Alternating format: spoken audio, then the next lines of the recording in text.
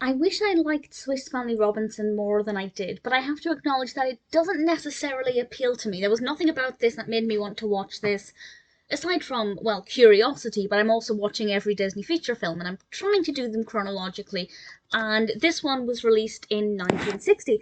It's directed by Ken Annakin and written by Lowell Hawley and based on the works by Johann David Wyss or Wyss, and I'd never read it. I was going to say I had no idea what it's about. That's not true. I knew what it was about, but I didn't know anything specific. I didn't know what any of the key conflicts were, or indeed what the characters were like. So I was curious, but I have to say, I didn't really love it, and I'd be very keen to know what anybody else thinks of it, particularly if it sounded like your kind of film.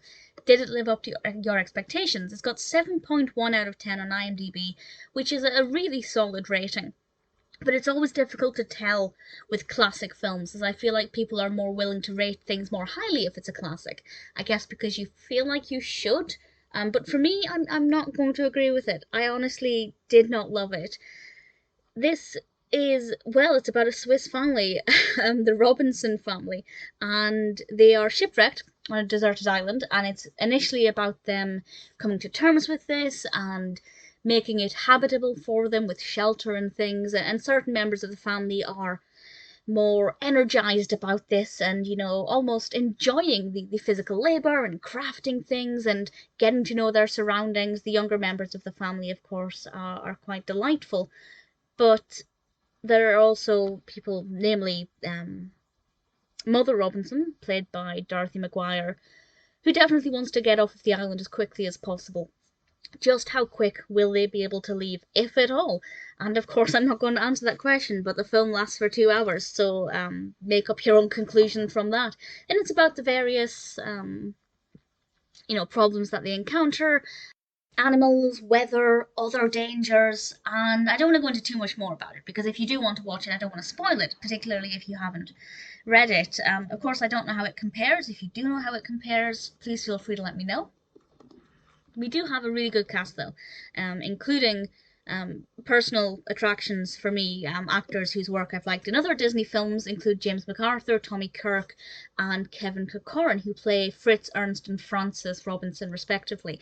The acting was pretty decent. The set design, I say set design, was it actually filmed on a real desert, or was it filmed... apparently it was filmed on the island of Tobago, which I didn't know. So if it was filmed on a real island, then that's pretty great. Nice use of the set design, or nice use of the location, rather than being constructed in a Hollywood studio, which I'd initially assumed would have been at least partly the case. And when you're filming in a real location and you're actually up against potential real problems, it's going to make it a little bit more realistic. So I have a little bit of respect for it there.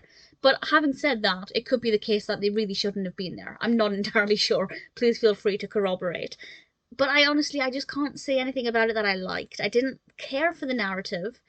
So I have to admit that it's not the film's fault that I didn't like the narrative, but I also feel like it was very slow and very long. Not a lot happened. I don't feel like it needed to be that length at all. And yeah, there were conflicts and things, but none of them I found to be that interesting. So it's hard for me to judge whether or not it's a good film, because I have to acknowledge it's not my kind of film. But I feel like the use of the location was good. It felt as atmospheric. I felt like I was there, credit where it's due, and the acting was good. Some of the animals in it, I hope no animals were harmed in the making of this, but the animals, there's a really big mix of animals, and they do look pretty good. So it's not all bad, but I was watching it just kind of thinking, when is this going to be over? I really am not engaged with this. There's nothing about this that I find that interesting. One of my favourite bits was when one of the kids was swinging off of some stairs. It sounds boring, but it was one of my highlights. So, yeah, for me, I didn't enjoy it. But I would recommend it if you read the book. I think that's a good way to compare it.